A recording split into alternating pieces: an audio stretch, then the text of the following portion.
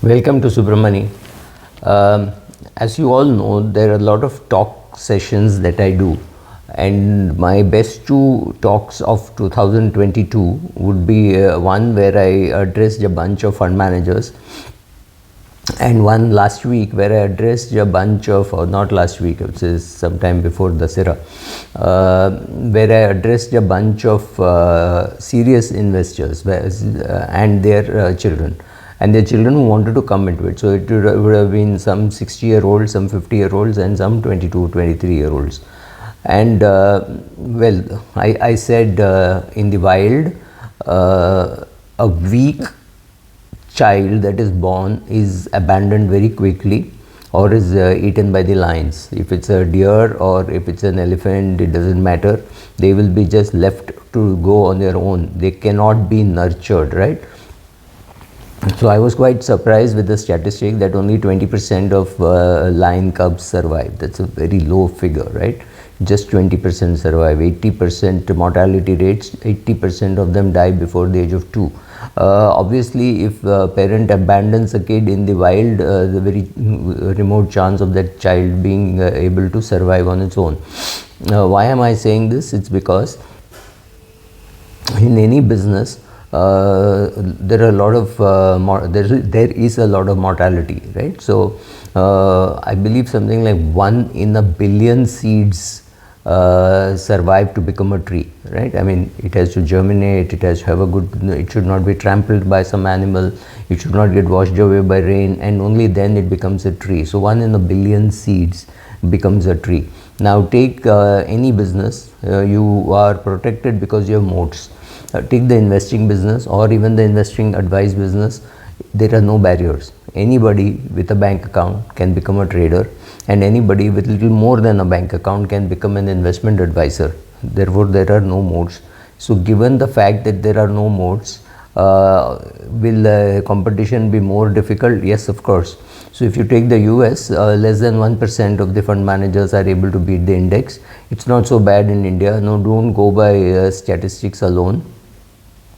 When there is a very focused rally, you will find that some fund managers who are in those focused funds are able to beat the index, and sometimes when there is a broad-based rally, you will find that maybe the weighted or the zero weight or equal weight index is able to beat the index. So there will always be some such anomalies, but in India there will be many fund managers who are still able to beat the index on a short term basis, but I do not know what will be the situation in 20-30 years.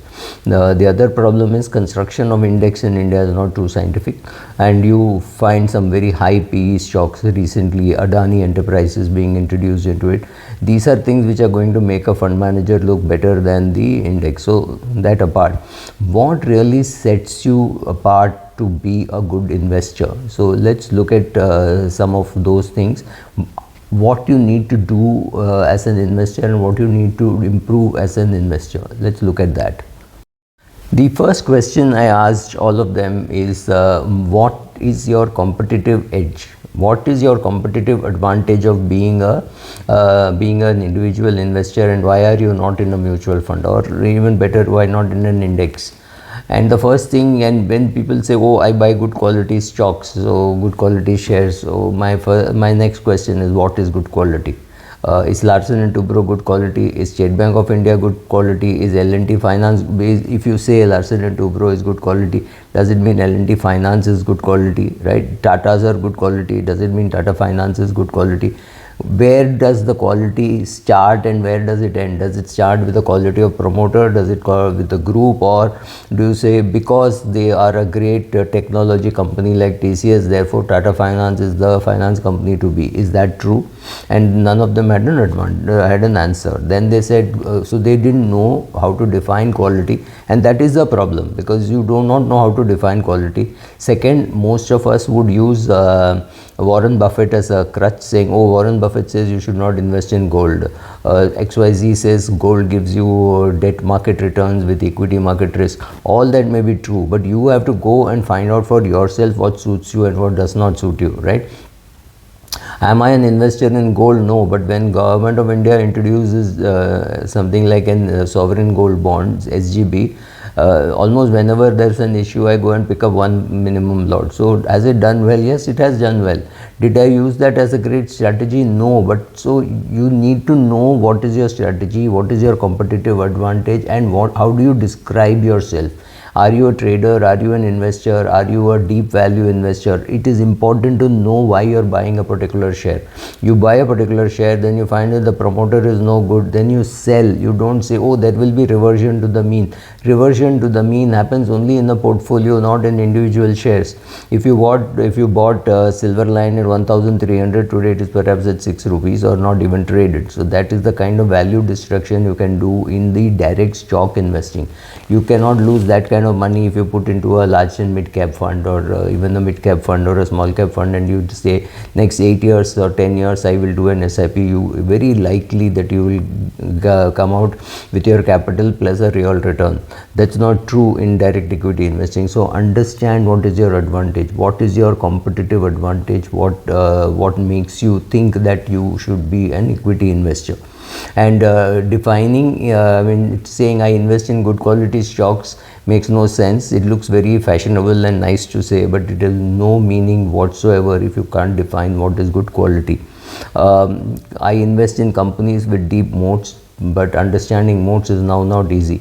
Once upon a time you could see the moat, you could see how it works, but with technology, who expected that LinkedIn, which is supposed to be a place, which is supposed to be a professional Facebook kind of a thing where you meet people professionally, is now doing far more money, is earning far more money in recruitment rather than in its ads, right? So it's become bigger than Monster as far as recruitment goes. So you don't know from where competition will come, right? I am sure the photography industry did not think that the world's largest selling camera would be Samsung or Apple, who are both not in the camera business, not much in the camera business, but people buy phones for cameras. So understanding modes is getting more and more difficult.